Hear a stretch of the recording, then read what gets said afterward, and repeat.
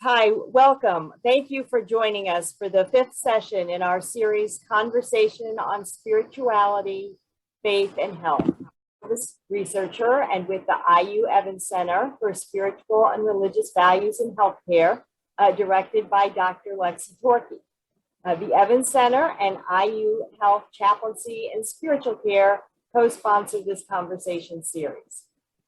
We are honored today to be joined by three members of the Amish and Mennonite community, Chaplain Reuben Chook, Chaplain John Schrock, and Chaplain Ann Mitchell.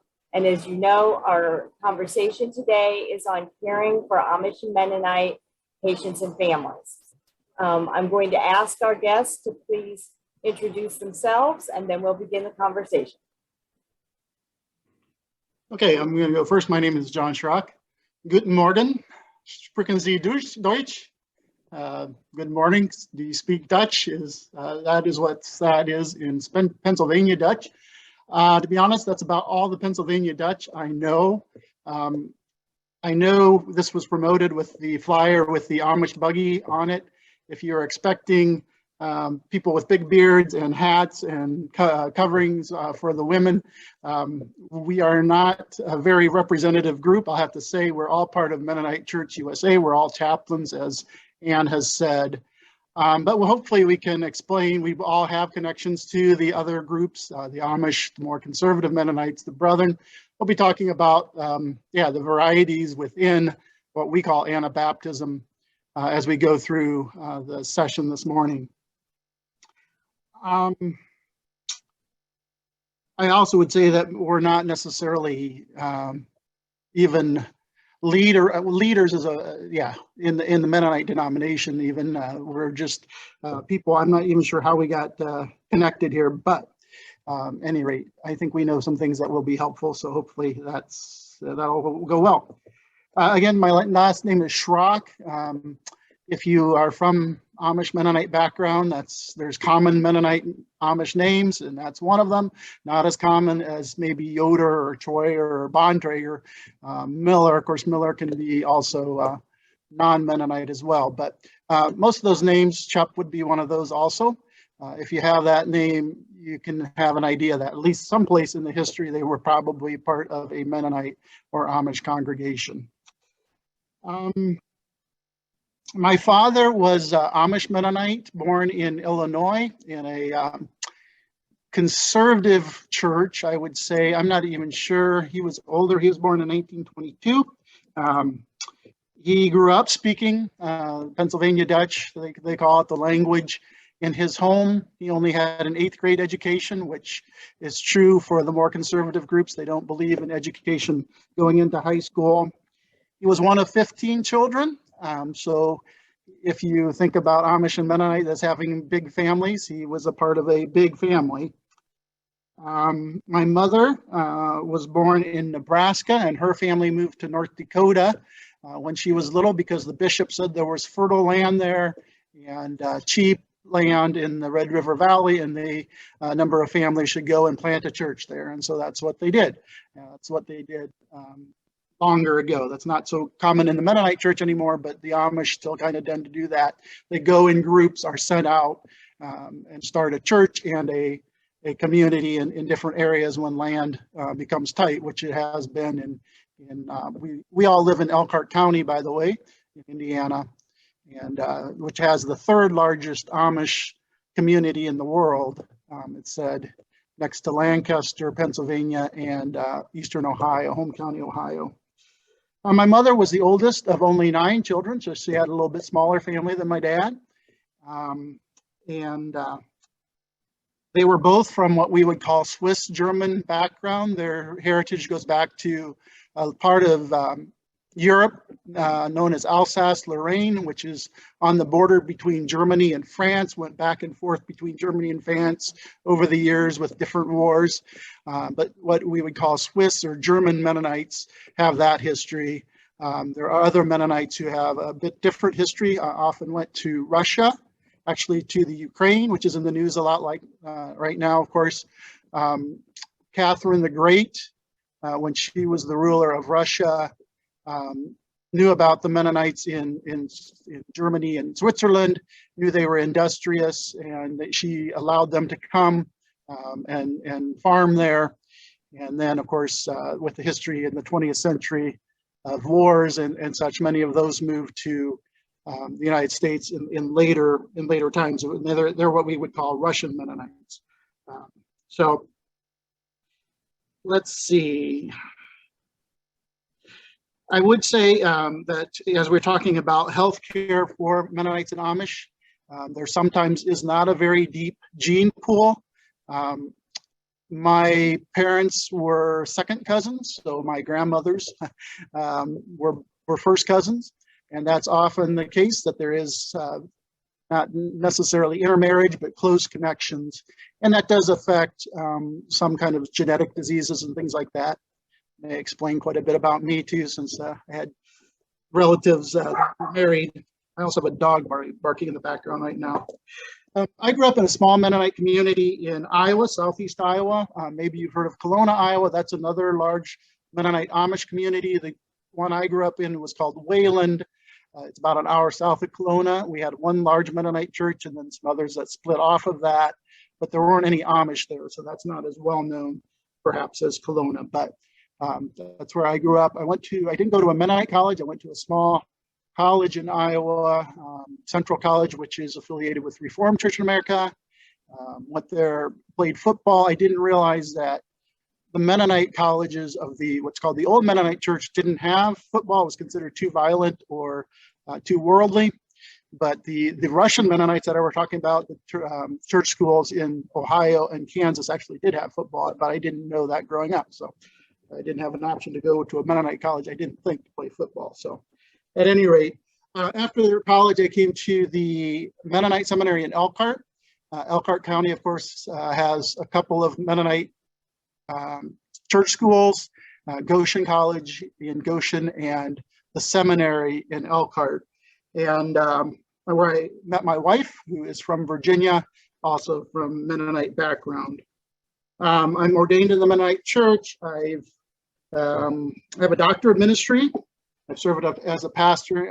Doctor of Ministry actually was from Western Theological Seminary in Holland, Michigan. Have served 3 pastorates, one in Ohio in Mennonite Church congregations, one in Illinois, and one in Indiana. For the last 9 years, I've served as a hospice chaplain with a hospice called Traditions Hospice. And I'm also served in a number of interim pastorates in the Church of the Brethren, and I'll be talking a little bit more about that. That's another Anabaptist group. I'm on my 3rd interim pastorate that I do kind of as an avocation in addition to being a full-time hospice chaplain. And actually for the last year, I've also worked at Elkhart General Hospital as an overnight chaplain there. And of course, see a lot of Amish and Mennonites in that hospital setting. I live in Goshen with my wife. We only have 2 children, so we did not follow in the Amish Mennonite pattern of having a large family, which is more common for the more mainstream Mennonite at this time. And I think Ruben's going to go next and introduce himself. You're muted, Ruben. There we go. John provides a nice segue. He talks about the Amish having large family. Here's an interesting statistic. The Amish are keeping around 90% of their young people are staying in the Amish church. It's a phenomenal statistic, given the rigors of that discipline. In any case, I've known John for 30 years and Ann for 20. I was John's pastor. He left for college, I think, the year I arrived there. I don't come from a large family either. There were 4 of us. I have 3 children. One of them was a Mennonite pastor. My daughter was a Mennonite pastor for 18 years. She's now teaching school. 2 boys involved in retail. I don't know how that happened. I was a pastor for 30 years. Currently, I'm a chaplain at Goshen Health and work in local funeral homes. I'm involved in some committee work, do some overseer work for congregations, etc. I won't bore you with more details than that. My education background is Heston College. I got an AA in pastoral ministries there.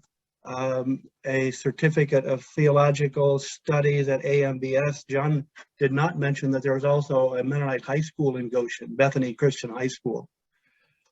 I grew up, I say rather facetiously, but it's true. I grew up with Amish with light switches in cars. If you had seen me or seen me with my parents, you would have thought we were Amish, but we weren't. We embraced certain conveniences that the Amish did not, which is one of the difficulties when relating with people who appear Amish. They may not be. I still have Amish first cousins circulating south of Napanee, Indiana, and in some other parts of the country. I think that will be adequate for my own background. One of the things that happened in Europe in 1693 rather, is that a man named Jacob Ammon broke away from the Anabaptists because he believed the Anabaptists were not strict enough. They did not enforce shunning strictly enough. He argued that fallen believers should be withheld from communion and that they should be banned from eating even during common meals. Families should be banned from eating together if someone broke away from the Anabaptists, or rather if someone was not quite Amish enough for him. Oddly enough, Ammon is also the base name for the Amish church. The 1800s, well, even prior to that, in the 1700s, the Amish began to migrate to the United States because of persecution. They were killed by the thousands for the resistance of church and state, military service, rebaptism, and sometimes the government officials just said, okay, if you leave, we won't kill you. And so many of them left that way. Many of them also exited under darkness, etc., however they could get out of the country. And much of the lifestyle they embraced when they came to the United States has remained the same. You're all aware of the horse and buggies, shunning electricity, etc. The decisions that the Amish make to shun modern conveniences make a lot more sense if you can view them through the lens of community. Community is so highly held that they will avoid modern conveniences that would fracture that. For example, the horse and buggy. If the Amish ever embraced cars, it would ruin their way of life because they worship in districts. And if they began to travel in cars, they could travel outside of their district and go to church wherever they wanted to. Now you're constrained to worship in the district that you're in of 30 or 40 people. The districts are often defined by the numbers, and if a district can no longer meet in a home or a shed outside somewhere, they will form another district. And so you can understand pretty easily that if they embraced vehicles, that community would be fractured and ruined and it would no longer work. I have an Amish first cousin whom I asked one time, what is the modern technology that Amish will never embrace? And he said, cars. If we embrace that, we're done. There may seem to be some inconsistencies when you think about their use of vehicles, because on Sundays, they will rent van drivers. And on my way north out of Napanee, I will sometimes on Sunday morning see vans of Amish coming into town. They probably are coming from Michigan or farther abound than that. And they're coming into Napanee because their district doesn't have church that Sunday. And so they hire van drivers to haul them to another area where they might have family, and they will worship there. That may seem inconsistent, but if you think about the community that happens in a 15-passenger van, when families are together, the community just goes on the road. And so that's just a bit about their view of technology, and they're skeptical of advances that would fracture this highly held community that they have. Electricity is seen as an outside connection. It's seen as a connection to the outside world. They'll generate their own electricity, but that line coming in from the road connects them to the world, and they will avoid that. I know it seems inconsistent, but they do need electricity for some things. They'll especially avoid television because it's too informative. They understand that. It allows worldly values to infiltrate their households. The differences between Amish and Mennonite. It begins in the morning when they go to work. The Amish either ride bike, and they will ride bike in some of the most horrible weather you can imagine. In northern Indiana, they will still ride bikes. They may ride with a neighbor. Mennonites, however, drive cars, take public transportation, etc. The Amish, not so much. It begins in the morning when they get up. Another way it begins sometimes is that they will spend 30 minutes, sometimes much longer than that, in their morning devotions, reading German documents and publications, and praying with family before they leave for work. Again, the idea of community and family are really important. They worship in districts, as I noted, whereas Mennonites worship in a variety of different congregational settings and congregational locations. The role of women is very different between the Amish and the Anabaptists. I noted that my daughter has been a pastor, and in most Mennonite congregations, women have roles of leadership. The Amish, not so much. It's still a male-dominated religion, and male leadership is also exerted in the homes, and sometimes it's exerted in the homes because the wives will let them exert it. Wives have more power in the home than we generally believe. One of the reasons that I notice passive aggression in Amish homes is that ideal that women will submit and they'll let their husbands know they submit, but really they have a lot of power. Don't be deceived by that. The Sermon on the Mount is highly important to the Amish. It is anathema to not forgive. To not forgive is seen as disobedience to God and a high form of arrogance. For them, Jesus was who he said he was and meant what he said and was talking to them. They read the Bible in a fairly flat kind of way. Healthcare, some of them have insurance through their factory work, most of them not so much. There are very few Amish farmers left in our area. In Napanee, they have this thing called the Amish Bank, where wealthy Amish business owners, and being an Amish millionaire is no longer an oxymoron. And so they will invest in what's called in the Amish Bank. For example, a tornado went through Napanee in 2013, and the Amish Bank ponied up money. And the tornado went through on Thursday, and by Saturday morning, or at the end of the day rather, there were barns. They bought out the local lumber company so that by the time the English people began building, the materials were pretty well used up in our part of the state. The other way the Amish Bank functions is it underwrites the cost of being Amish.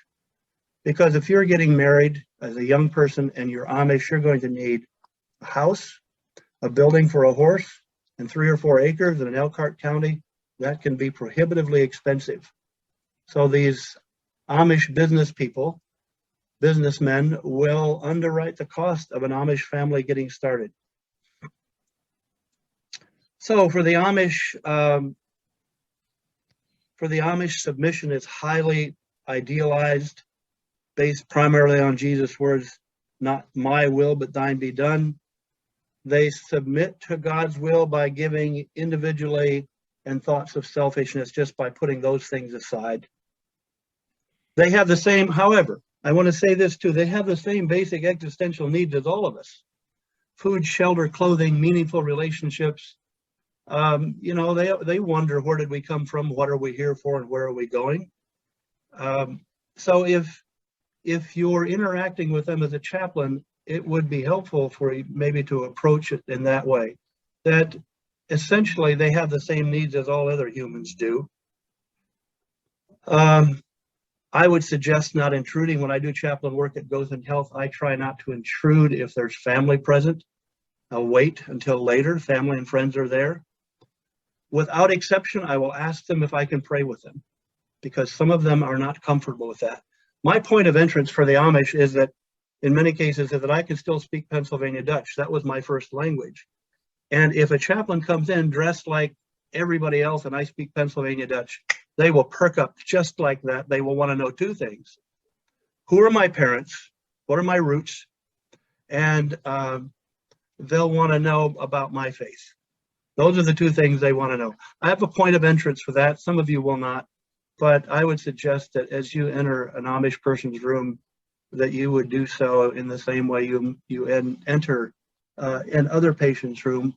However, if you are a female chaplain, you may encounter some resistance because of their views on women in leadership and in faith contexts. Don't let that put you off. They're more gracious than maybe we might think. They have a high regard for the Lord's Prayer. That's often helpful. They're usually sort of a quiet, gentle folks as an extension of the humility they practice, and their non-resistance, acceptance of God's will. I sometimes will speak to the Amish when they encounter hard things medically. I'll ask them how they make sense of this untimely thing that has occurred. And almost without exception, they will say, well, we just want to accept this as God's will. However, it's not Calvinism, and it's not fatalism. They want to submit, genuinely and authentically submit to this thing as God's will. I've not quite figured it all out yet. So also for docs and nurses, remember that you're speaking to a group of folks where English is their second language. Make it as simple as you can. That is not to say that the Amish are simple, though. With an 8th grade education, the Amish are not to be viewed as somehow less than when it comes to education. They're pretty smart folks. They have all of the skilled trades near the Napanee area. They have the skilled trades covered. If you are rude and if you don't have time, if you're impatient, they may shut down on you. Children are generally gentle souls, easily intimidated. They can become reticent and introverted just by the appearance, by your appearance in their room. And so once again, just a calm presence and a gentleness will go a long way. Some things to avoid if you're circulating among the Amish in the hospital. Don't see them as a means to satisfy your curiosity about their faith and religion. That has happened so often to them that they can smell that coming. They have a sixth sense about that. Approach them again like you would anyone else, but maybe a little more carefully because they value humility and respect for their way of life. The other thing that can be confusing, as I noted earlier, is that you could walk into a room and assume that someone is Amish and they drove there in a car. And so I don't quite know how to tell you to sort that all out, except to listen well, and you might be able to arrive at some conclusions. In conclusion, I think the Amish are defined by about 6 things: separatism, simple life, the imperatives of family life, harmony with soil and nature, especially if you're still an Amish farmer, mutual assistance, mutual aid is huge for them. Like I said, when the tornado went through Napanee on a Thursday, the Amish were rolling into town, especially from the east, by Friday morning. And a disciplined church community and church discipline, both of those things go hand in hand. I think I will leave it at that at this point. I don't want to overspeak and leave room and time for questions. So that's my introductory piece. Thank you. I'm sorry to interrupt right before Ann's introduction, but we have a few questions based on your sharing thus far, Ruben, that I thought I might put out there before we move on. The first question was regarding the Amish banks. Can non-Amish individuals put money in an Amish bank? I don't think so. I think it's largely Amish funded and Amish organized. I don't believe that's the case. Thank you. Another asks, what would be the best way to connect with the Amish and Mennonite communities to help identify resources that they might need if they're not already engaged in certain hospitals or with medical services? What would be the best way to connect with those communities? So is the question being asked outside of the medical context and just interaction with them in a public way? Well, the idea is to identify resources that they might need. I don't know, John or Ann, can you help with that? Well, I would say, as having worked as a hospice nurse and I've gone into many Amish homes, we were reimbursed by the Amish through their Medicare. The exception to that is a group called the Whistler Mennonites around here do not accept any sort of government assistance such as Medicare, but the agency that I worked for was reimbursed by hospice Medicare benefit for the Amish clients. And so home health and hospice can certainly go into homes, or at least the ones that are open to the English coming in would be the ones I went into. Should I go ahead and do what I was going to do as introduction, Anne, or should I wait? Let me ask two more quick questions before the line gets too long. Let me just say something about that too, if I could. Yeah. I think that is an important question in terms of community health for like social workers or others who serve in highly Amish communities, because they make access to broader health on a somewhat limited basis, I think. I see another question here about COVID, which we have talked some in preparing for this session. The Amish have tended not to want to wear masks and to get their COVID vaccines. Traditionally, I think this is true, that they mostly have gotten, aren't anti-vax in general. I'm not sure why they've had such an issue with COVID, except I think politically, they're fairly conservative, but they're pretty removed from politics. But I do think the broader political culture has moved into the Amish community, and they're getting a lot of the anti-vax, what I would say was misinformation in that way. And so they have certainly, in terms of COVID, really resisted the vaccine for the most part. And again, though, it varies from community to community, depending on the leadership. And so what you say for one Amish community may not be the same for another Amish community. But in general, again, I think that issue of public health and how you have to build relationships in the community to be able to get their trust if you really want to serve. It would be the main thing, I guess, I would leave. Yes. Just a tag team with John. That's really true. My wife worked at a place called Family Christian Development Center, and the Amish would bring their infants in there for their vaccinations. I think where the COVID thing sort of went off the rails, because it's also a vaccination, is that it became politicized for them, and they're highly skeptical of politics. They're aware of politics, they just don't want to get engaged in it very much. But there is an inconsistency there that I haven't been able to completely think through, that they would come in to vaccinate their children. And they heavily funded the location that Idella, my wife, worked, because of how much they did for the Amish community.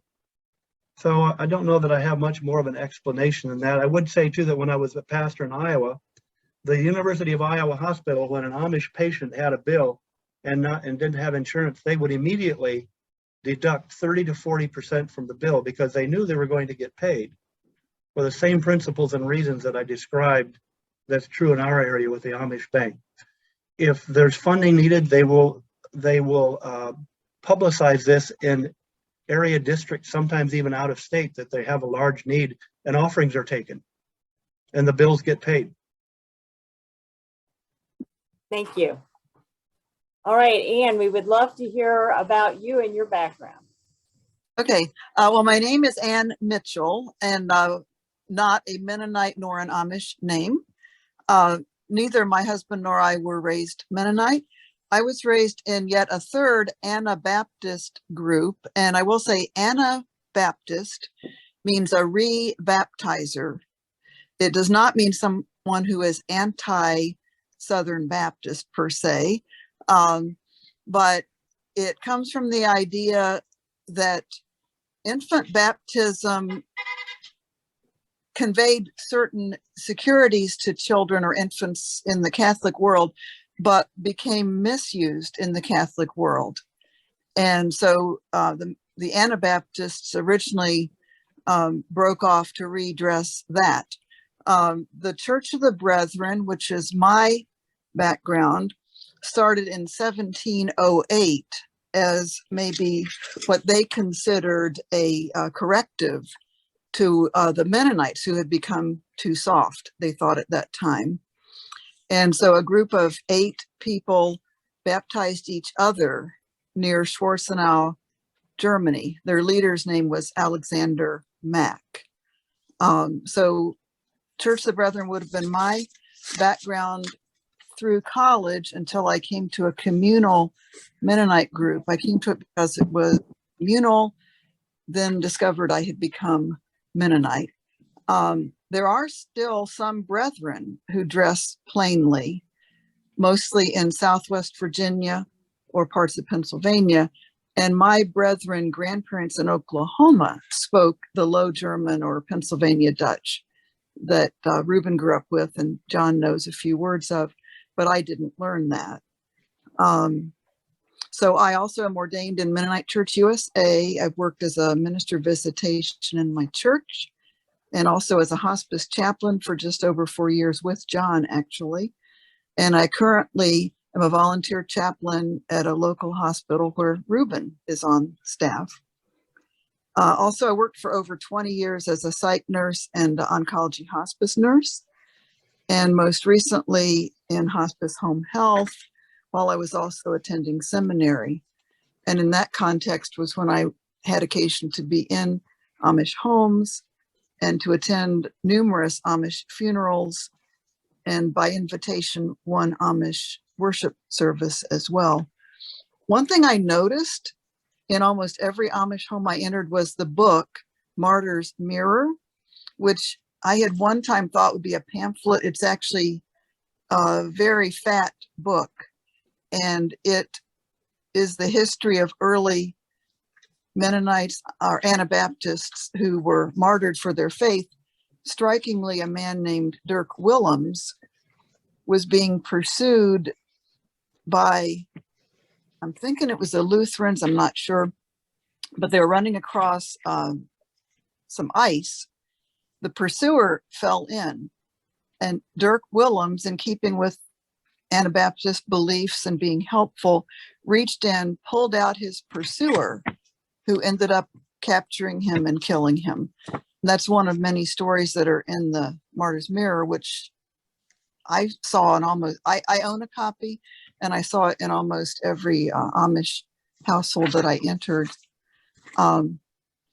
Just to tag on a bit, as Reuben says, the Amish are people like anyone else. And I would say as a non-Amish, and that's not my background, that looking beyond the outward distinctives, one sees a patient with hopes and fears and dreams and dismays and joys and worries just like the rest of us. And the Amish as a population experience the same ills such as addictions or even sexual abuse in about the same proportion as the general population.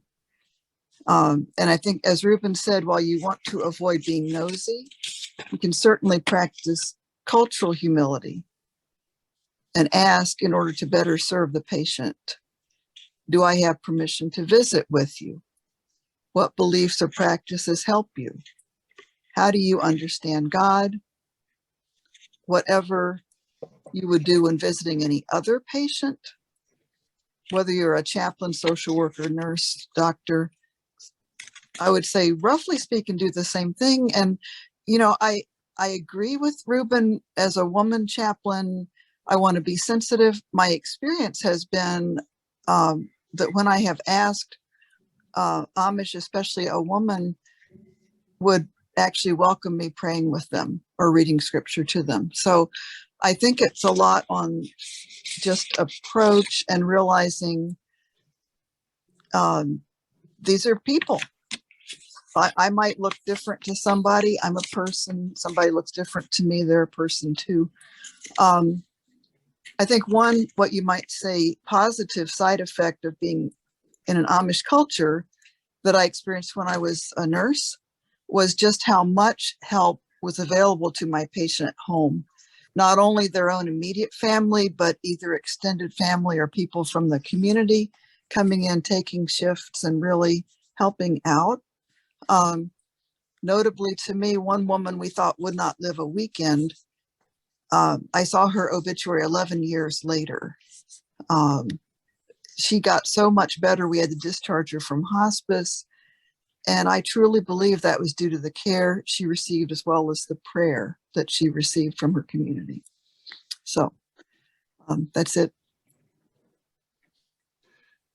Once again, Thank you.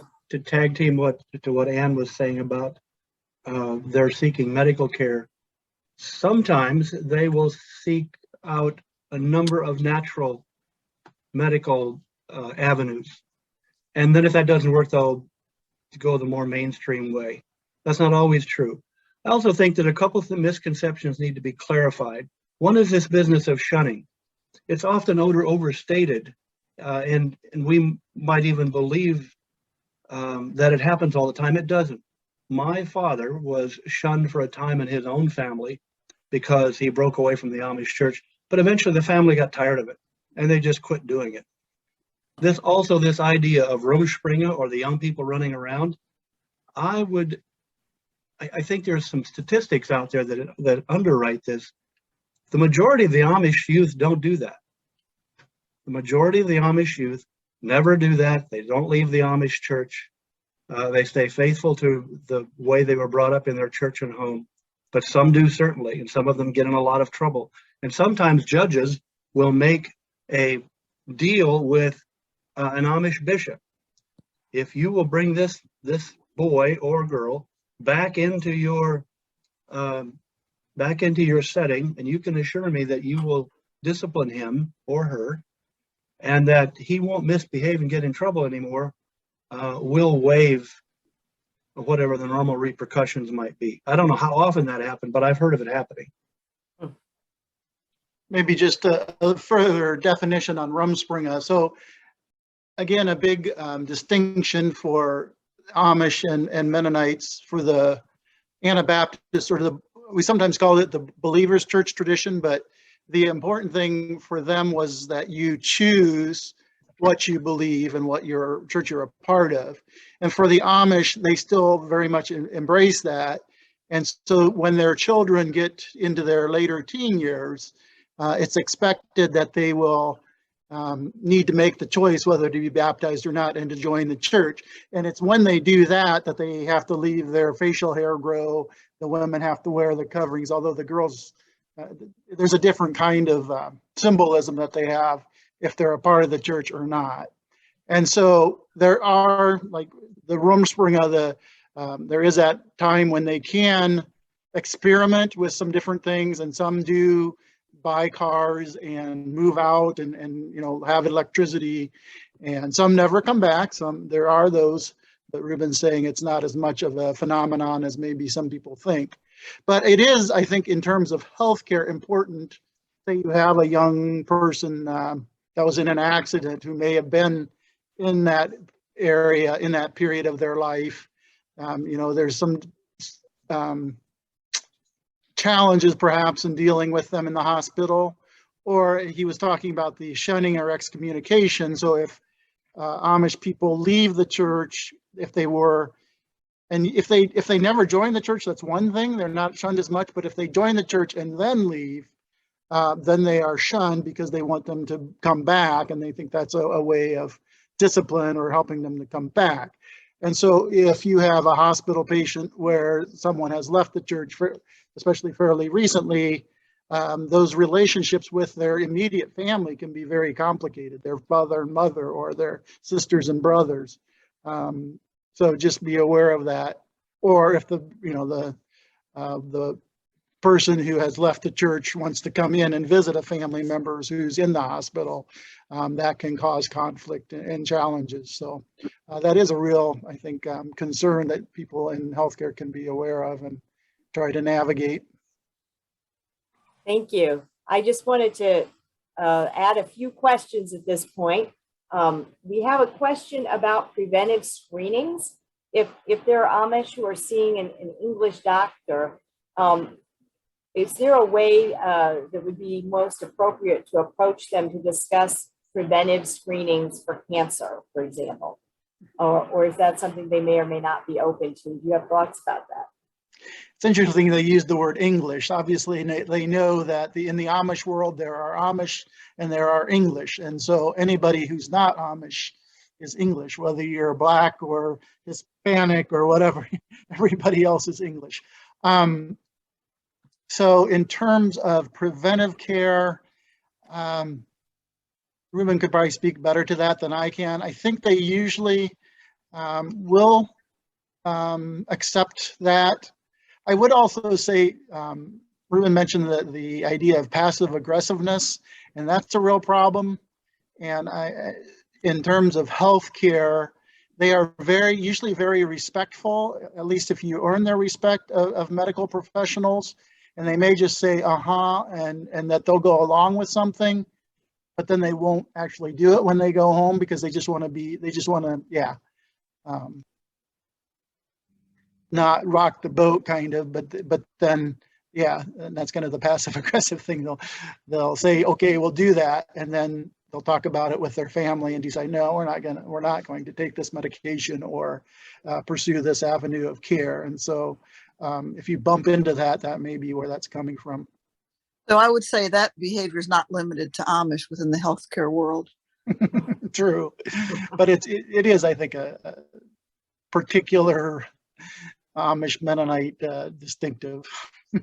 Conflict avoidance is another way to put it. Ruben, do you have other thoughts about preventive care? If that would be an issue in the Amish community, if a clinician wanted to do some preventive cancer evaluations, or might that be welcomed or needed to be approached in a particular way? You know, the aphorism that comes to mind, if it's not broke, don't fix it. And I think that you might see some comparison between culture and the Amish, although I don't think, generally speaking, that the Amish pursue preventive care the way I have personally. So it might, while I wouldn't say that it's an exception, John, I think that it's not as common as it would be in mainstream culture. If they get ill, then they'll attend to it. And if they're not ill, don't worry about it. I think that's generally true. Thank you. We have another question related to mental illness. How do the Amish think about mental illness and therapy and medications? I think maybe, that's, can help with that, since she worked at Oakland, another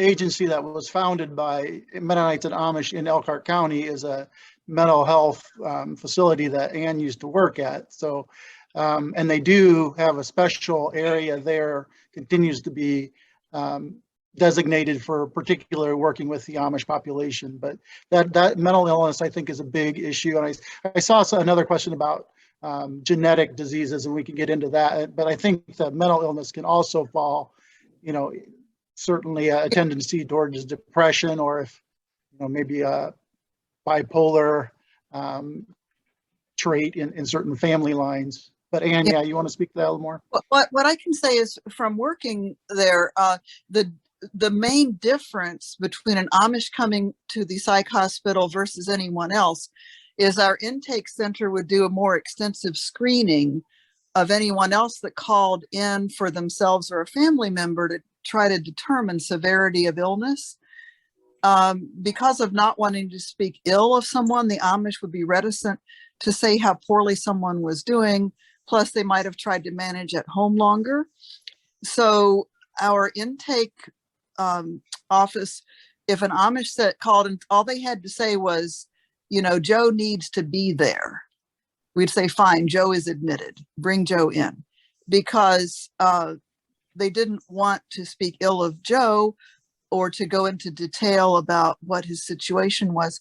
But as I've told my colleagues, 90% of all patients at our psych hospital, male and female, Amish and non-Amish, all of them, 90% had some sort of sexual abuse in their history, which I think is very sobering. Now, that's not the general population, that's the psych population. And just in terms of psychiatric illnesses, I know we had an Amish woman in for postpartum depression. yeah, bipolar, any other forms of depression, schizophrenia. The Amish are not immune. I don't think it's in any greater or lesser numbers than the general population. But the difference would be how long they tried to manage them at home. The other thing would be just in terms of language, if someone had some abuse, you as a practitioner, we need to ask a roundabout question. Maybe you might feel distressed about this. That must be a source of concern, but we wouldn't want to use the word anger. You must feel angry, because that would just shut them down, because anger is a sin. Can't admit to that. So yeah, but in terms of just another odd fact, Amish sometimes have only pins and not buttons, but we had to be careful. An Amish woman tried to slit her wrist using the pins from her dress too. So, when someone's ill, they're ill no matter what their background. Thank Just you, We've Ann. talked, yeah, no, Ruby, go ahead. See just a bit more about Oaklawn. When I walked into Oaklawn after being gone from that area for a while, the waiting room was half full of Amish people. I was just stunned to speechlessness. And then I was asked to serve on one of Oaklawn's boards. And at that point in time, they had a therapist that spoke Pennsylvania Dutch. I don't know about now, but Oaklawn has 4 different homes for resident patients to live in. And there are Amish house parents in each of those homes. And they continue to expand. They cover a 4-state area.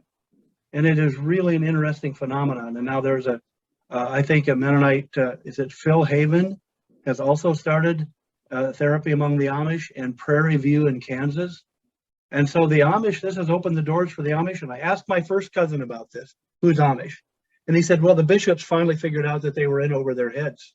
And people continued to become more mentally ill. And so they just started going. And that cracked the door on this thing. It's a really interesting phenomenon. Yeah, and Ann mentioned sexual abuse. I would say it may not be more prevalent in Amish societies than in the general society, but I wouldn't assume, oh, these are Amish, they're loving, peaceful people. There couldn't be sexual abuse in their communities. And particularly, I think Amish and more conservative groups who are more isolated, if there is acceptance of sexual abuse, it is not rooted out perhaps as quickly. And so in some communities, I think there is more of a tradition of that. And I think, yeah, that is a big area of concern, I think, in some Amish communities, that there are sexual predators who have been allowed to continue to not be held accountable. I mean, the church tries to hold them accountable, but they oftentimes repeat offend, and it's a real problem, I think. Thank you. Moving on with our questions, we have a question. Is it correct to think that not all Amish are religious? Can some live the culture but not follow the religion?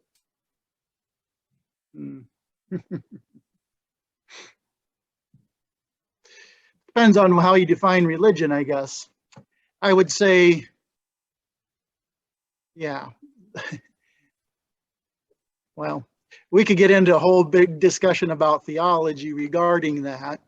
And I was going to talk a little bit, I don't know if this is the right time, about the Anabaptist movement originally, going back before the Amish broke off. But again, as we've said, the big issue was baptism. So if they're baptized in a part of the church, they are religious in terms of definition of religion. Are they Christian? Are they saved? Are they whatever your definition of Christianity is? I've heard it said that the Amish will ask them if they're Christian, and the Mennonite and Amish focus more on behavior than belief in some ways. And so they will say, well, ask my neighbor, and that will tell you if I'm Christian or not. I was in one Amish home too, where the man said, we can't know if we're saved till after we die. he was just, I don't know if that's typical or if that was him, but he said, we can't know. We do our best. We try to be faithful. We live our life, but it's just something we can't know. So he wouldn't have answered the question, are you saved, other than, I hope so. But I can't know till I die. And I don't know, Reuben, if that man was atypical. He's just Amish man. I was in his home. And that's what he said. Well, among the Amish, a term you will hear is Hoffnung, or hope. They have a hope. Mm-hmm. And it's an interesting dichotomy between faith and discipline, or faith and practice. I don't know that I have much more to add that's already been noted, except that they sure act Christian if they're not. Most of them, at least. There are a lot, I would say, in our counties, Elkhart County, LaGrange County, where there's a lot of Amish. There are a lot of churches, what we call evangelical churches, that reach out to ex-Amish and convert them, make them Christian, make them leave their communities. But yeah, again, we could discuss theology here, but yeah, there definitely is that phenomenon. I do think, Anne, that practice is really important to them. That doing the things that they believe Christ would do, it is a form of legalism sometimes, no doubt about that. But, when I see the way the Amish generally live in their community and with the community in general, and they are not as separatist, at least in Napanee, as one might think. Mm-hmm. They sure resemble an awful lot the teachings of Jesus. Thank you. I would say that. We have a question about the issue of genetic diseases in that community, and whether you're aware if there are specialists that work with the Amish around this issue here in Indiana. I don't know if that's something any of you are aware of or not. I can't answer that question. I'd have to defer. All right, thank you. We have another question. I should have written it down, but just in preparing, there was some kind of a river disease or something that was mentioned that is more prevalent in the Amish, and I'm not sure who's specializes in that or what exactly. Again, I just kind of noted that, and I should have written it down, but I don't think I did. So there are those things, and again, hopefully there are medical providers who are working at addressing those things. Thank you. So we have some questions from Riley Hospital. One of our participants asks, what types of toys are children allowed to play with? When the children are at Riley and they're trying to comfort the children, what are they allowed to bring to those children to help distract them and help them play?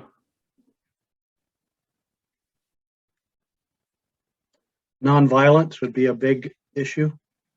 Any toy that has violence incorporated into it, they're not going to like that. Yeah, so like soldiers or something like that wouldn't be good. But yeah, like electric toys, they can, again, use modern things, and even probably they could, well, maybe ask their parents, but they could watch TV perhaps while they're there or do something like that. I mean, again, I would ask their parents about it, but for the most part, they can enjoy some of those modern conveniences outside the home, but they can't have them in the home. My granddaughter had surgery at Riley, had open heart surgery at Riley, and I didn't notice any toys there that the Amish would not concur with. Thank you. We have some additional questions around the issue of health and insurance. So wanting to know a little bit more about health insurance in the Amish, and then specifically if they require an expensive procedure like a transplant, how do finances potentially factor into that medical decision?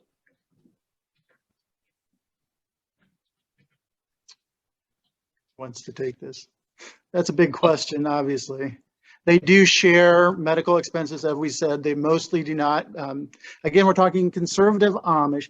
And again, it's a big spectrum when you're talking about Anabaptists, from the old order Amish to there's Amish. There are groups called Amish Mennonites that meet in church buildings in Elkhart County.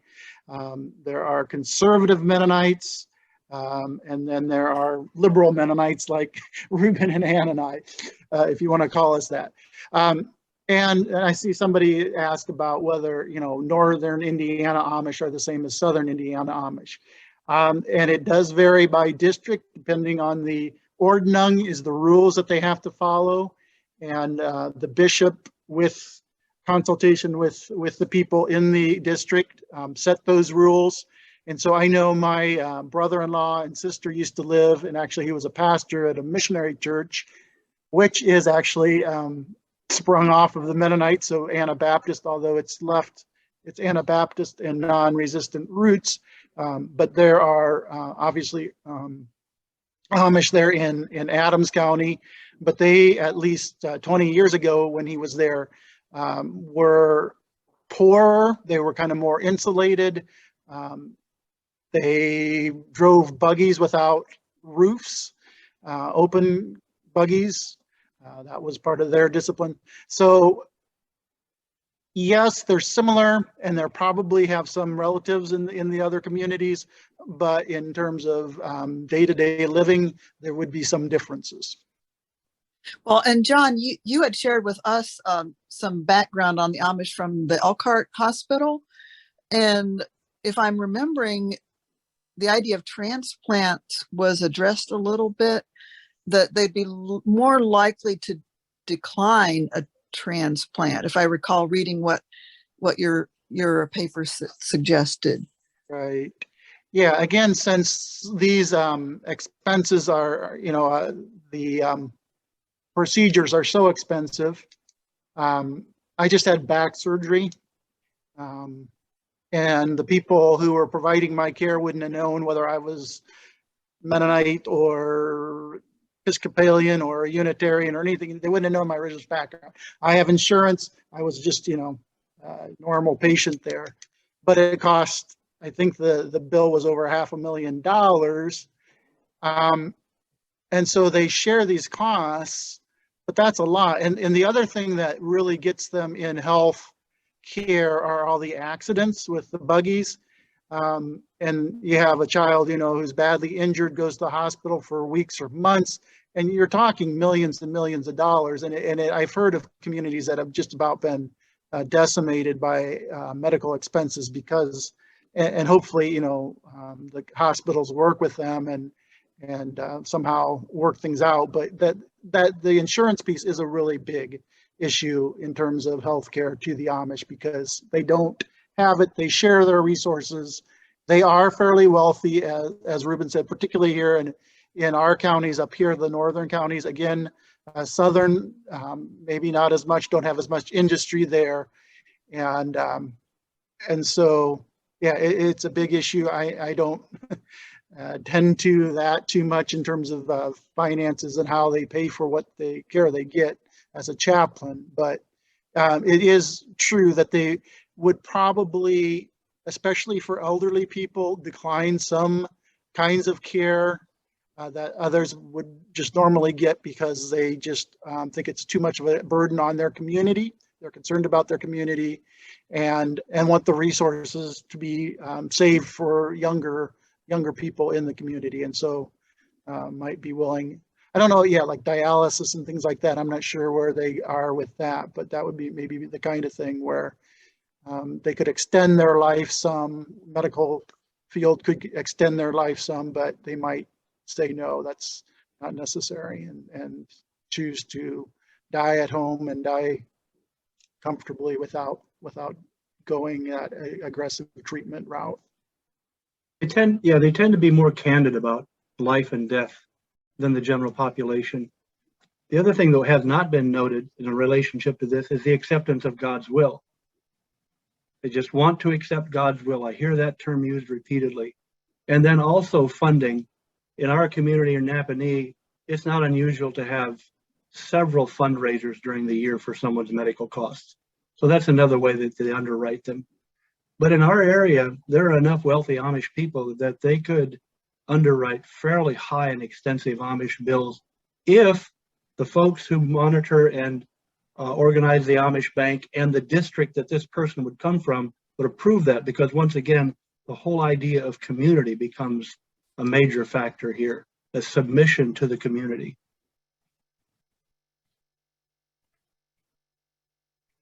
You mentioned a little earlier that there are situations where the bill for an Amish family may be reduced. Someone asks that in their experience in Pennsylvania, the elders would go to the hospital to negotiate the final bill. Is that something that happens here in Indiana, in our communities? Is that something that's common that you're aware of? I'm not sure. The only thing I can reflect on, and as I noted earlier, is that the University of Iowa Hospital almost always reduced the Amish bill when there wasn't insurance.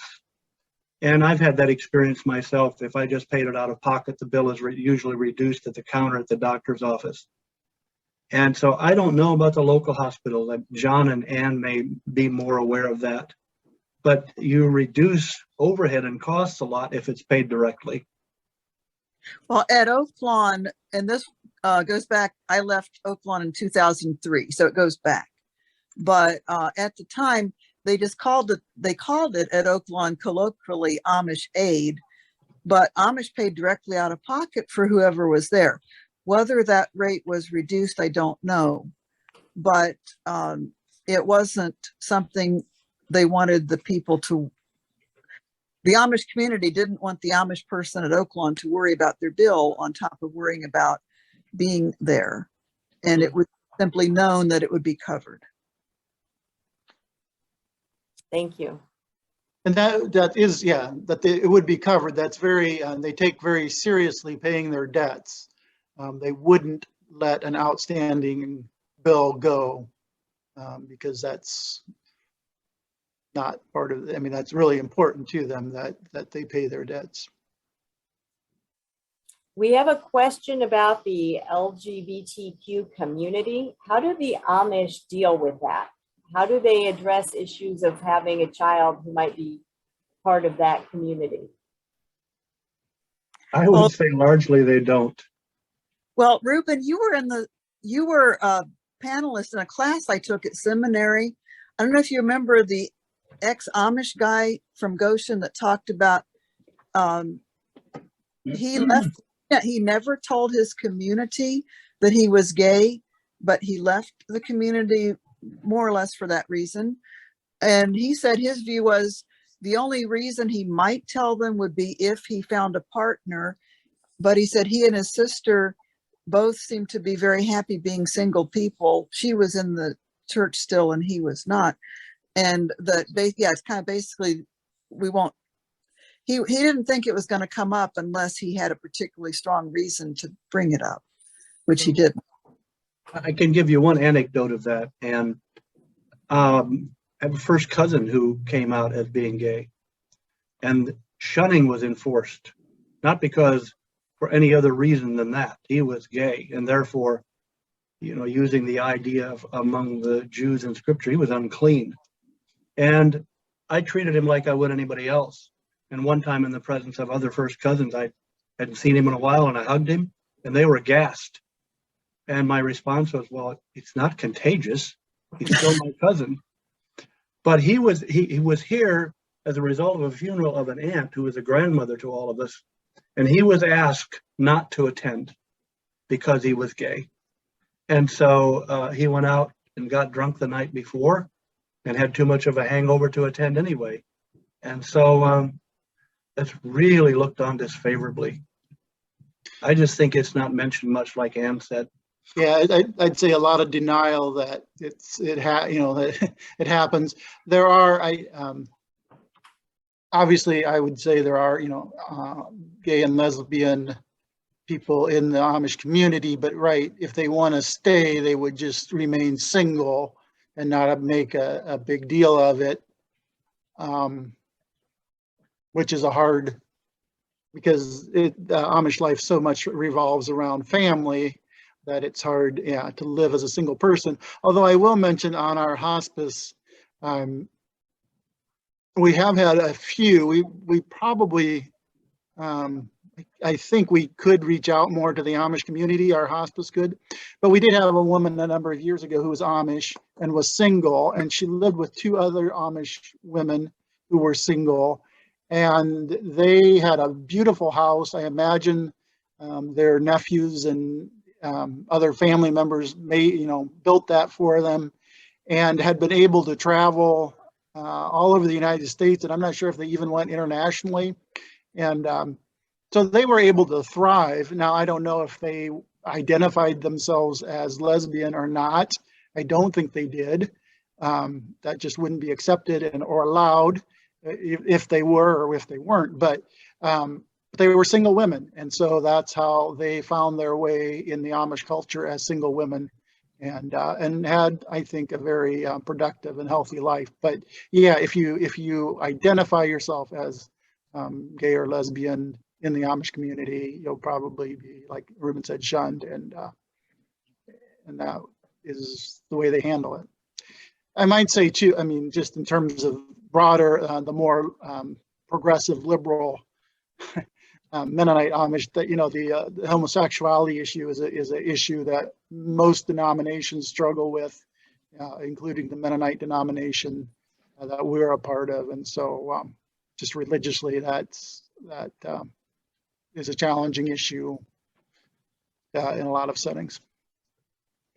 Just Thank a quick you. question for John and Ann.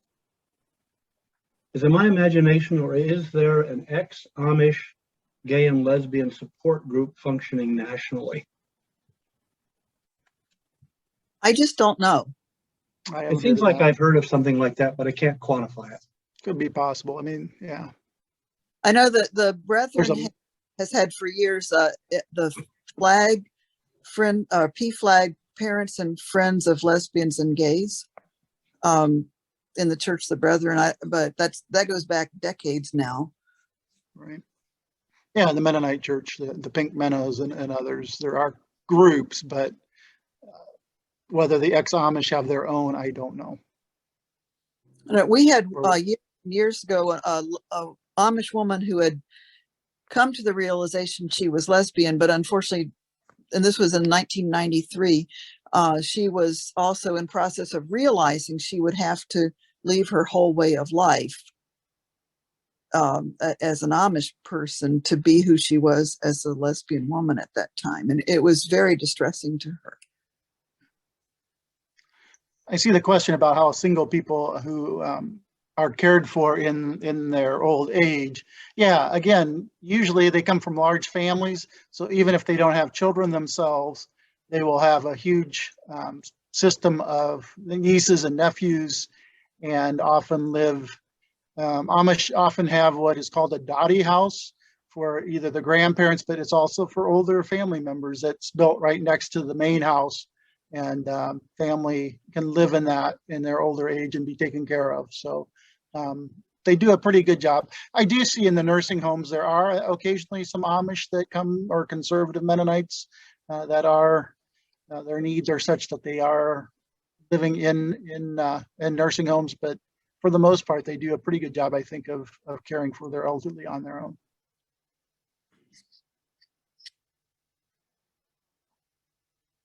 So we have another a question about the community phone. If there are individuals who are patients who need to be communicated with regarding their health needs or health issues, how does that work if a clinician needs to call someone in the Amish community?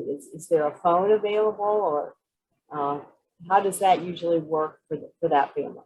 That might vary by the bishop district or whatever.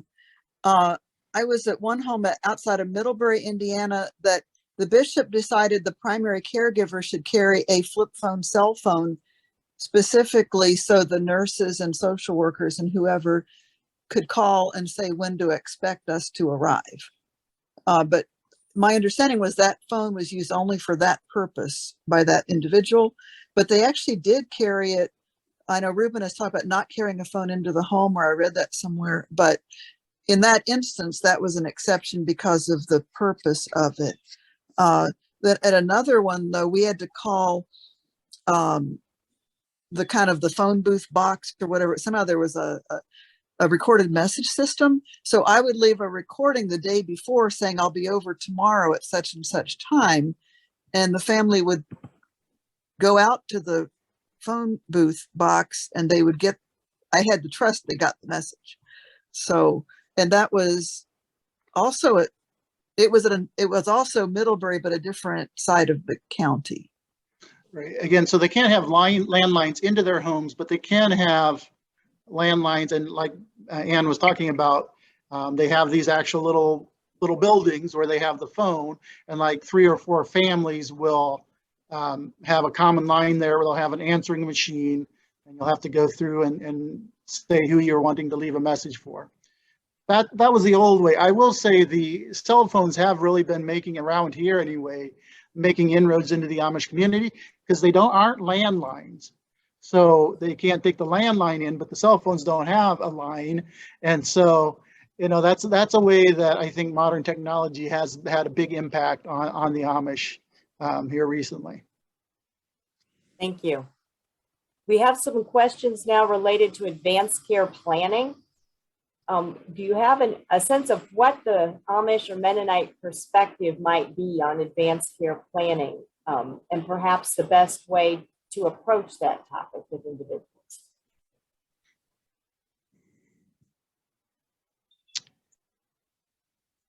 It's a good question. Again, it's kind of a community decision as to end of life issues. And so if you're talking about like, yeah, what do we call them? Advanced direct. Yeah, advanced directives, right. I'm not sure if they would be resistant to signing those, but again, it would be if they were unable to make their own decisions, it's assumed the community would make those decisions for them. One of the things that happens sometimes, Anne, is that it happened with my parents. They didn't have advanced directives, but tucked in the pages of their Bible were instructions. And I think that's fairly common among the Amish. And Mom and Dad made sure that we were aware of that. One interesting thing about the Amish is that would be too many advanced directives would go against accepting the will of God. It would become a theological issue. So I don't know that that's very common. Thank you. So in terms then of care after an individual has died, if someone dies in the hospital, what is the kind of post-death care that could be provided that would not appear disrespectful to the dead, or that the family would agree would be appropriate? And would this be different between the Amish, the Mennonite, and the Anabaptists? Well, I'll take that since I work at funeral homes and I've seen this unfold. They will make it known which funeral home they're working with. And the funeral home goes and picks up the body, brings it and prepares it, and then delivers the body to an Amish home for a viewing. Usually a family member will host a viewing. If a husband dies first, then it will happen in that home if the wife is still alive, if she is able. And locally in Napanee, Larry Thompson told me that after he does the embalming and delivers the body to the home, there's not a lot of involvement by him. Often staff doesn't even stay there because they have their own system, their own methodology of caring for this. If you go to an Amish viewing or wake, they'll be quiet, respectful. People will sit in rows. Sometimes I've seen as many as 50 to 100 people, family members, just sitting and greeting people as they come through. Then the Amish usually have their own cemeteries, and they take the body to the cemetery in a buggy, in the back of a buggy that is spaced for that. Thank you. If someone dies while they are in the hospital, are there things that the with the family sitting there, that the clinicians should do or should not do while they're beginning to prepare the body to move to the next stage, that would be more respectful?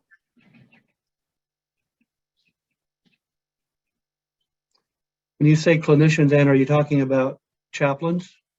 It could be a whoever's there, if a female patient were to die in the hospital, for example, what should a chaplain, if there's a nurse or a doctor or a therapist, some kind in the room, is there anything they should do or not do in terms of touching the body, covering the body? Are there any practices that would be appreciated at that difficult time? I don't know if this question comes from, there are Jewish rituals for the dead that are specific. Amish and Mennonite, I don't think have that.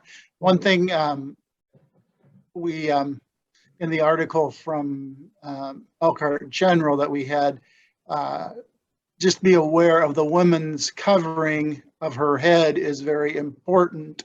You wouldn't want to remove that, I don't think, even in death, because that's seen as a shameful thing.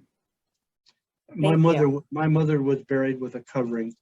I think, once again, something that was said earlier, just asking permission. Is there anything I can do? How can I be helpful, etc.? And nursing staff at Goshen Health does that. They have a snack tray that they take in if people want that. Amish have high regard for death and dying. And so I think a gentle, quiet presence, being respectful, asking permission, is the way I would approach it personally. Yeah, I would concur. I haven't seen an Amish death in a hospital. I have in the home. And Ruben, you've probably seen this too, but within and I needed to go there because the nurse always went when we had a death of a hospice patient.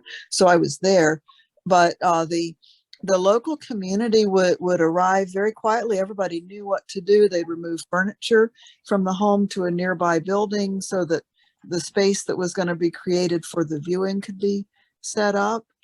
I don't know if that, in generally speaking, I would help bathe the body. Sometimes families, Amish or non-Amish, would want to help with that. The Amish tended to want to take that for themselves in the home. But again, I don't know what goes on in the hospital. One thing I would say too is don't be surprised if they're fairly stoic. You won't see a lot of wailing and weeping because they accept death as part of life, especially for an older person. I'm not sure if a young child, it would be a bit different, but they would tend to, not cry or show much emotion at death. And don't think that there might be some repression there, but that's just part of their culture. So don't think that that's unhealthy for them. And not at that time, but the Amish funerals that I've attended, I was actually surprised, but all the grown adult sons of the patient, the guy, he was their father, had died. He was older, but they all, as they filed to process around the casket, every single one of them draped themselves over their father's body in the casket and just wept. And then I was subsequently invited, for whatever reason, to join the immediate family when they buried the person. And I think maybe two women wanted to take part in shoveling the dirt, but mostly what happened was all the men took turns shoveling the dirt right then and there. And the women and everybody else was singing around the gravesite as it was covered. But I felt like I saw a lot of raw emotion actually at funerals, but then that's not the same as in the hospital, right, where you've got a lot of outsiders. Right. Yeah, that's a good point. I've only been to one Amish funeral. I can't remember, but it's very somber. And they certainly have feelings. Thank you. Jen, you brought up the singing.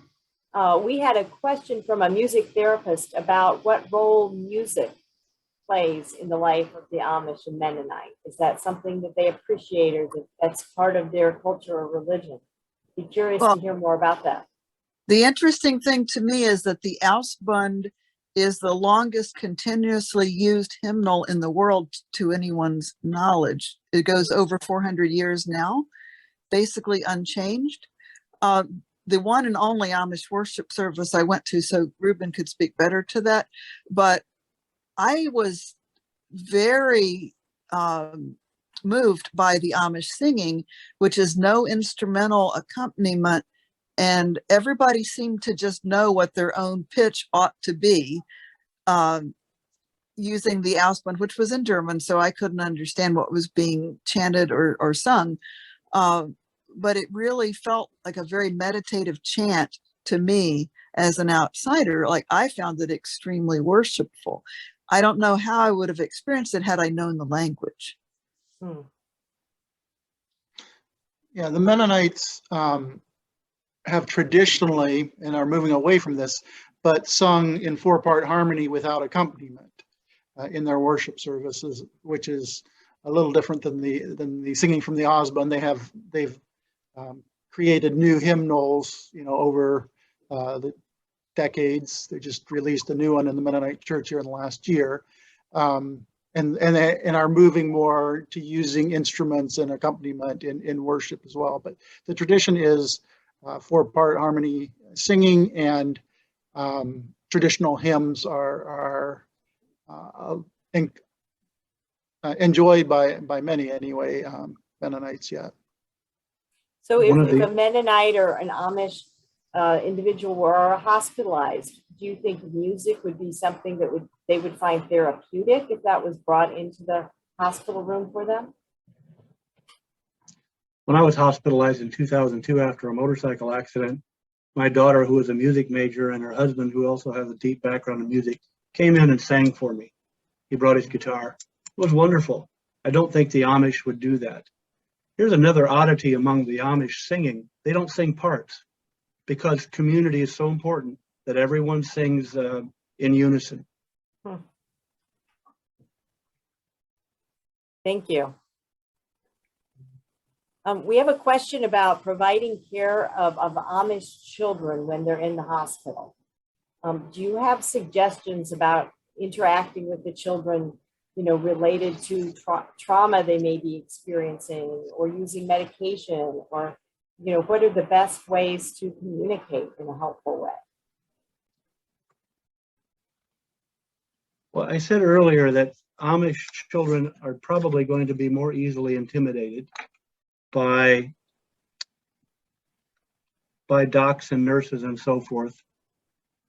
I think, once again, what I said earlier is just being very careful and gentle, not to do things that would intimidate them, because they're pretty easily intimidated. And usually you will not find an Amish child in a hospital without an Amish adult caregiver there with them.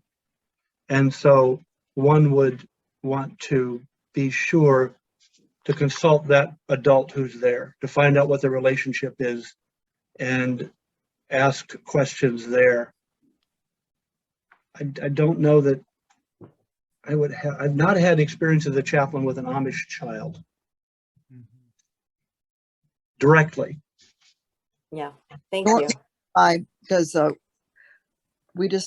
our hospice just served adults, and so does our hospital, I think. I think one of the approaches might work, Anne, is to ask the questions that, well, what would a normal child, how would you approach a normal child? Because, as was stated earlier, when it comes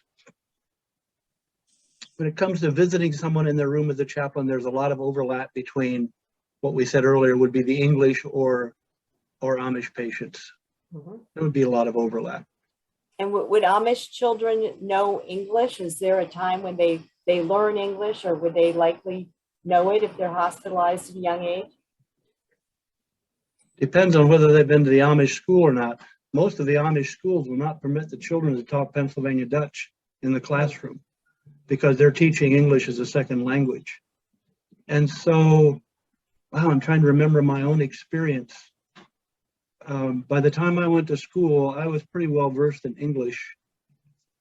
And so I would suspect that they, for the most part, they own it simultaneously, but they will be more fluent in Pennsylvania Dutch at a young age.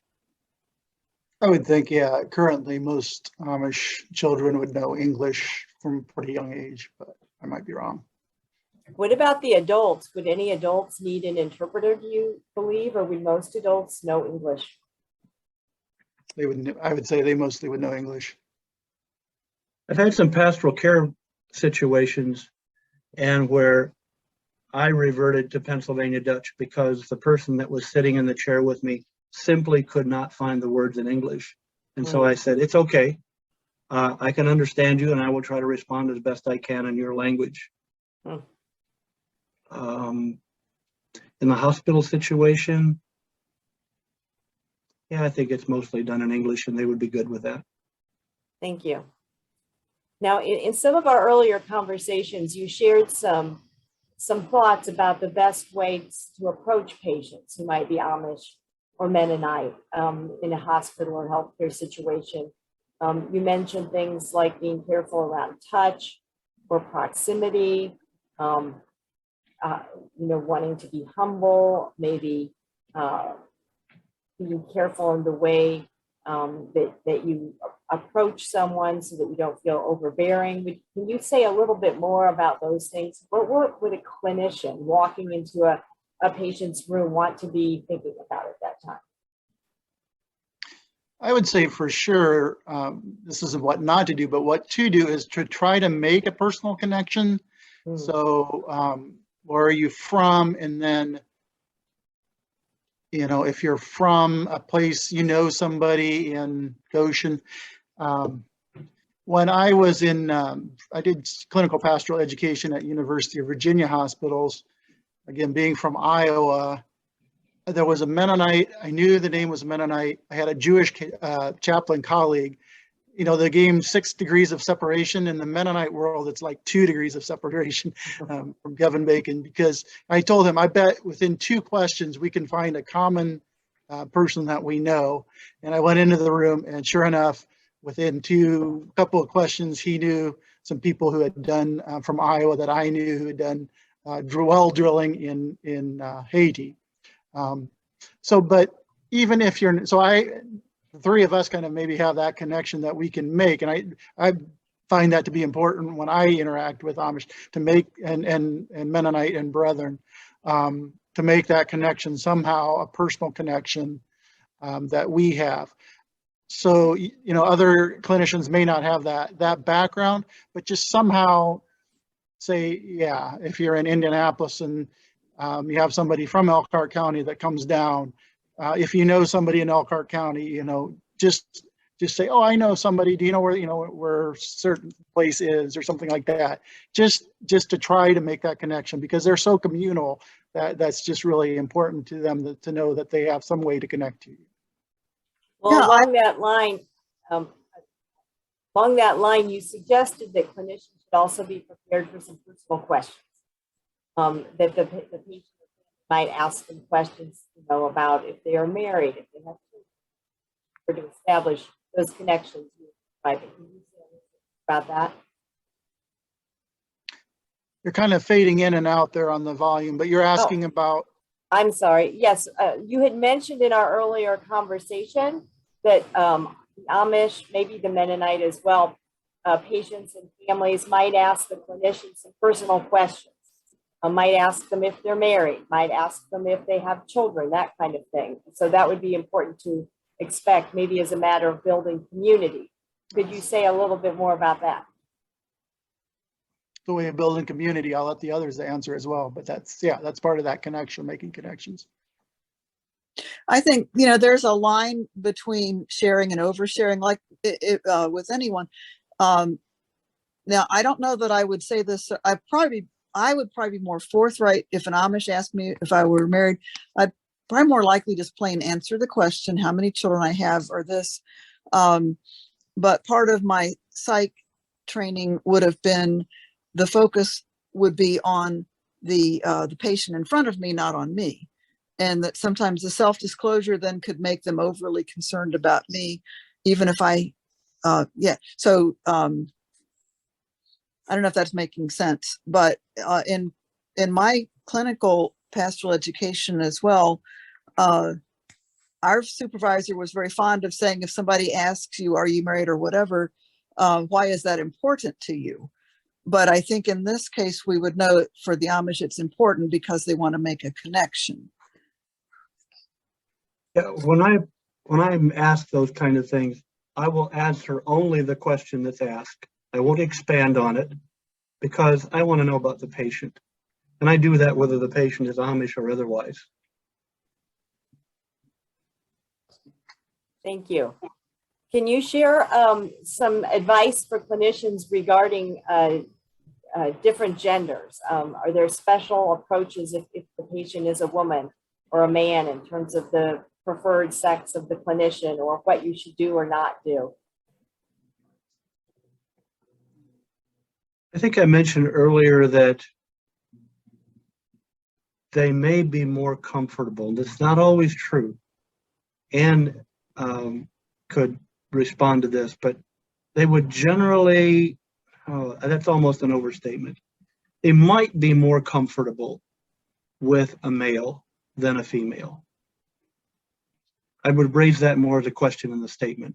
A clinician maybe, but maybe more of a caregiver, like a nurse as a female than a male. And it depends on the gender of the patient too. Just, they're very private, right? And so respecting their personal dignity would be important, whatever gender mix there is. Well, So and the patient, go ahead, Ann. well, I feel like as a female chaplain, and just knowing the Amish culture to the extent that I know it, I would be probably even more careful to be deferential as a woman to a male patient. And I would ask in general, how come, is it okay if I visit with you, that kind of thing. But and I think getting back to your earlier question about how to approach someone, I think an Amish, I could be wrong on this, but I think the clinician, the doctor, the nurse, the social worker, Amish respect authority, and they bring a certain kind of authority. The doctor knows things about the condition, the social worker knows things about the resources, the nurse that knows things about how to care for them. So I think you come in with a certain amount of legitimacy. And then it's just a matter of bringing that in a respectful manner. And I think one overarching piece that I was taught when it comes to chaplaincy work is that we enter uninvited. And after that, as quickly as possible, we defer to the patient. The patient gets to define the boundaries, etc. The person that we're visiting, as quickly as we can, is given control of the conversation. So if you have a patient who's a woman, would it matter to her if her physician or nurse or also a woman or a man? That not be an issue?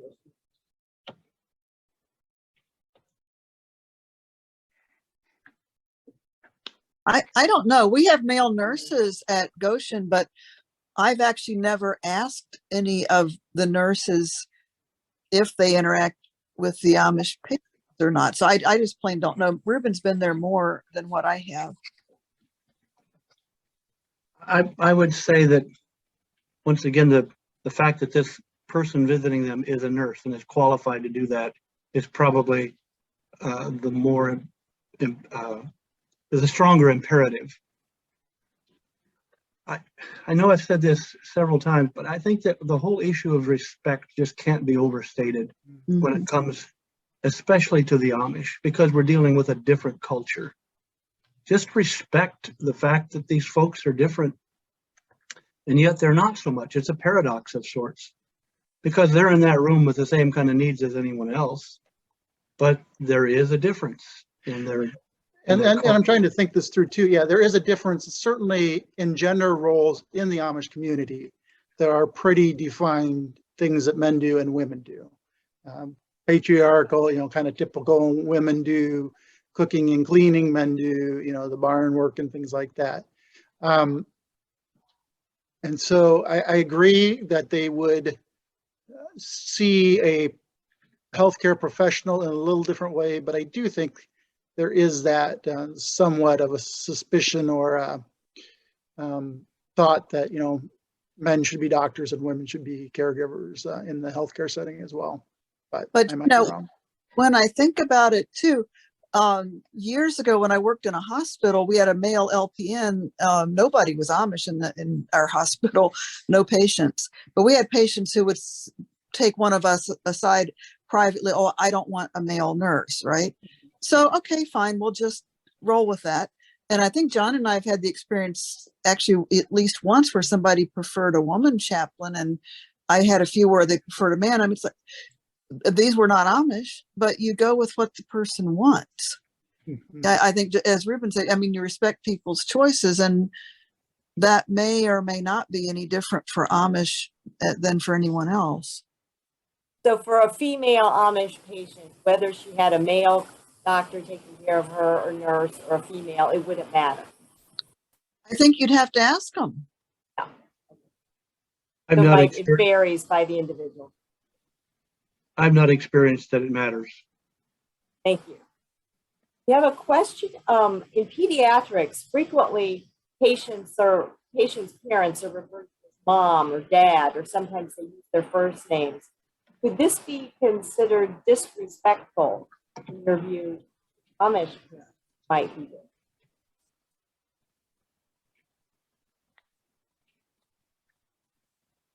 I don't know.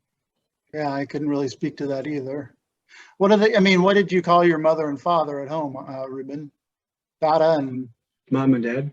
mom and dad. Yeah, Yeah. I don't think it would. Are you asking whether using male and female pronouns or first names or last names? And is that what you're asking? No, at Riley, for example, when they're talking about the parents of a baby, they'll say, well, mom is doing this or dad is this, or they'll use the first names of the mom or dad. And they didn't know if that would be considered. Oh, I see. So they use their names rather than mother or father, like their first names. They might say mom or dad, or they might say, mom of baby Sam thinks that he's getting better, dad doesn't, or something. But the clinicians might use the words mom or dad, or the clinicians might say Sam and Francine. Would be using those terms or first names be considered disrespectful in any way? Or is there something different that the Amish parents should be called? Not to my awareness. Yeah, I would think your mom and your dad for the child would be what they would be familiar with. Thank you. One thing, we were talking about the coverings for the women. It reminded me of a story from Elkhart General here in the last year where there was a man, an Amish man, who needed oxygen, I think it was, and so he needed to shave his beard. And I went in to visit with him, and that was a real, he eventually allowed them to do that, but that's a real big issue in Amish communities that again, once they're part of the church, the men are expected to allow their facial hair to grow. And his shaving his beard, he really was concerned that he had done something wrong. I mean, he really, it was almost like a theological thing, like he would be judged by God, by the community, yes, but also by God for allowing this to happen, even though it was a medical, kind of a medical necessity. So just be aware of that as well. Thank you. And clothing, yeah. I know in hospice one time we had a Amish or conservative Mennonite, and our aides, our hospice aides would go in and provide personal care for them. And I'm sure they thought they were doing a really nice thing, and they went in and painted this older woman, Amish woman's fingernails. Well, that's not something that would be done in the Amish community. So you just have to be, there are some things along those lines you just have to be careful about. And dress, obviously you want them to wear, they will probably bring in the dress they're comfortable with, but you want to put that on them when they're out, particularly when they're out, not in their room. Thank you. What other thoughts do you have about caring for patients who either on an outpatient basis or if they're hospitalized? Any other thoughts about the best way to approach the patient or talk with the patient and family?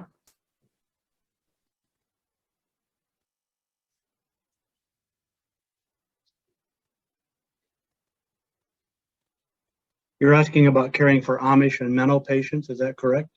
Mennonite, yeah. Mennonite. Well, I would say that Mennonites are more English than they are Amish. Mhm.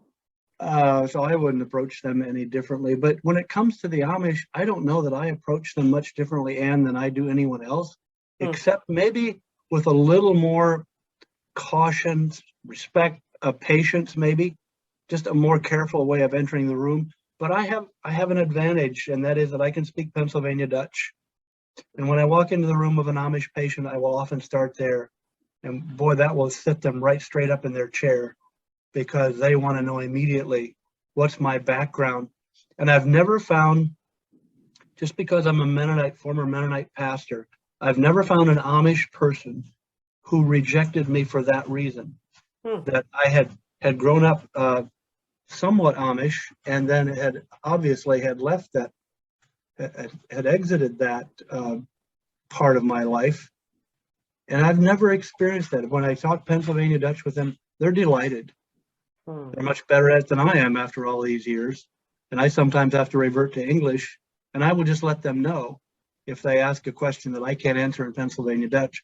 I will simply tell them, I have to revert to English to answer that because I'm not as fluent as you are. So this idea of candor and just being honest with them with the Amish has been really helpful, but then I try to do that in general. But just be aware, yeah, the Amish live a fairly sheltered and isolated life where they're mostly, depending on the community, dealing with people like them. And so being in the hospital is way out of their comfort zone. It's foreign, it's scary, it's, yeah. So there's just a lot more probably a heightened level of perhaps anxiety that they're feeling. So again, just anything that you can connect with them on a personal level with would be the emphasis, I would say, in dealing with Amish patients. We might, again, we didn't get into the kind of more of the history of the Mennonites, the difference between Mennonite and Amish. Mennonites go way back to 1500. Menno Simons was a leader who wasn't killed, which is there were many of the leaders were killed by, as Anne was talking about in the Martyr's Mere. We hear their stories. So he was around for a longer time, and so they took on the name of Mennonite. And I think there's at least 60 groups. The Brethren again were 1800, so later on. Mennonites emerged at about the same time as the broader Reformation. 1525 was when the first Anabaptists rebaptized each other. 1517 is when Luther nailed his theses on the Wittenberg door. So it was at the same time, but they Amish and Mennonites believed in separation, the Anabaptist separation of the church and state, and that led them to be persecuted. And so they became, although initially they were fairly well educated and lived in cities, they were made to go into farming in the hills of the different areas, and then persecuted in different ways. So you have different waves of migration to the United States from Europe. But now in the last 100, 150 years, there's been a lot of separation. 150 years ago, the difference between Mennonite and Amish wouldn't be so much because everybody was driving buggies. Nobody had electricity. And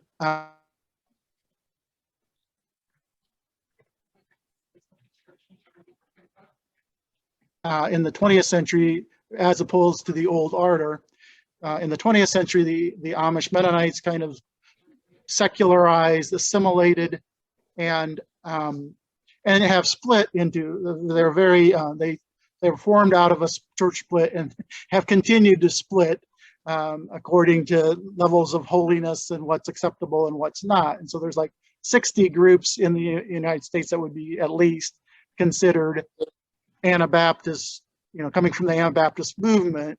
And all of them vary on these different levels of engagement with society and different traditions that they follow. And so you would have now, you could have Black or Hispanic Mennonites. There's Black and Hispanic Mennonite churches in Mennonite Church USA. So when we're talking the whole broad spectrum of Anabaptism, it does really run the whole gamut. And again, the more progressive Mennonites, you would see very little difference from any other patient in the hospital setting. And I assumed as we prepared for this, the main interest is on the very withdrawn, socially conservative Amish.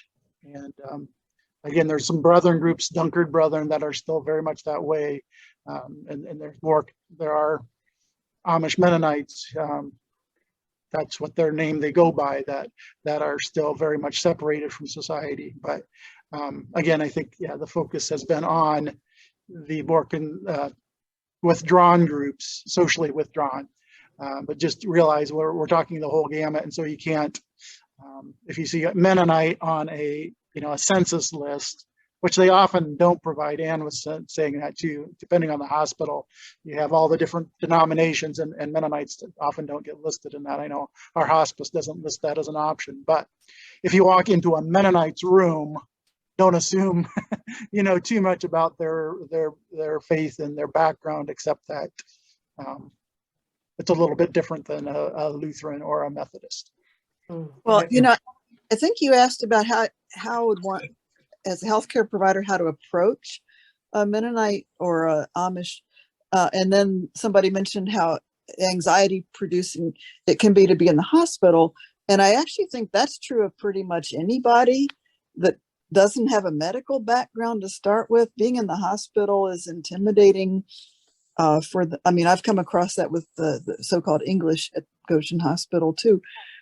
One thing I know Goshen Hospital does, not only for the Amish, but they do for the Amish, is what they call a visitor exception. So the person can have a visitor with them more than the normal hours of visitation.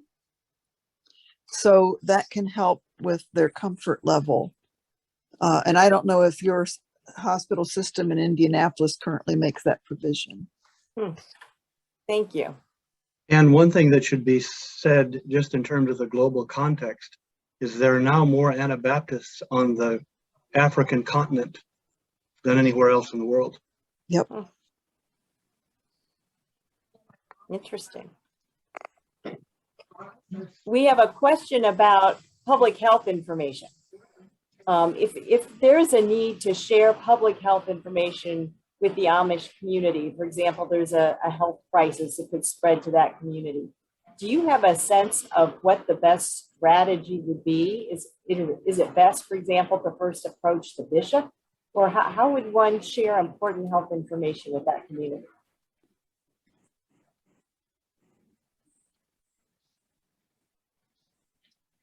If you know the bishop, again, I think that's why community health in those counties, in those areas, is important, to have those connections and relationships before a crisis comes up, I guess. And again, I don't know, how well that's done here in Elkhart County or LaGrange County, where we have the big Amish populations, but there are groups, I would think, medical providers certainly, who I know there's doctors who specialize, who basically just take Amish patients, personal providers.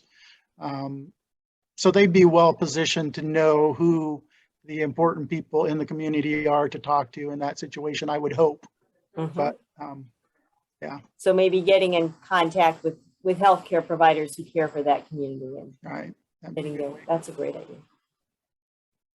Well, thank you all. We are starting to draw to a close in our time. Are there other questions that anyone would like to ask before we close the session?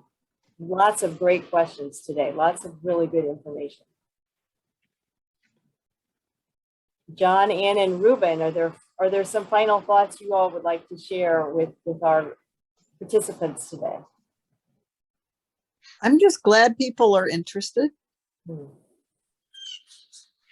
one little story I might share, if we have a minute, an incongruous thing for people to wrap their minds around. When I was a pastor at a Mennonite church up by Bristol, we had a young man, not so young anymore, in our congregation who had grown up Amish. I think he was the youngest of 12 children or so. Many of his family members were still Amish, but not all of them. His parents still were. He was getting to close to 40 and wasn't married yet and wanted to get married. So he went online and met a woman from the Philippines and brought her over here. And I performed the wedding ceremony of this Filipino man or woman and this formerly Amish man who was now Mennonite in the home of the Amish parents. So that was a very interesting experience, and again, shows the diversity, I guess, of what you're dealing with when you're talking about Mennonite Amish community.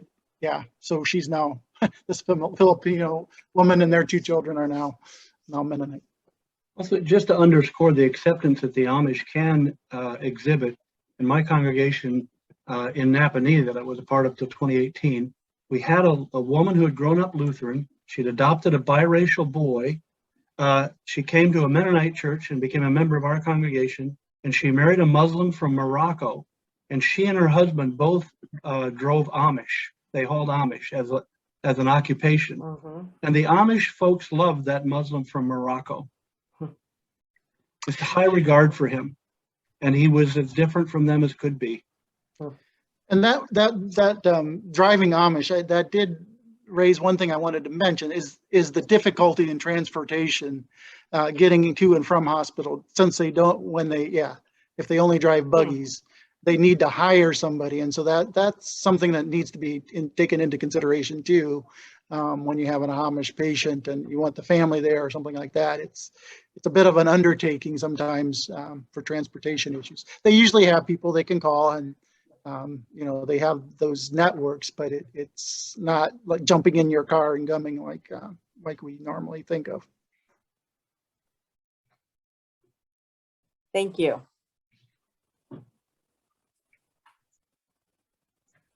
Well, this has been an incredible conversation. We cannot thank you all enough for sharing your insight, your experiences, your wisdom with us today, helping us to better understand some communities that many of us don't know a lot about, in order to make sure certain we can provide respectful and appropriate care.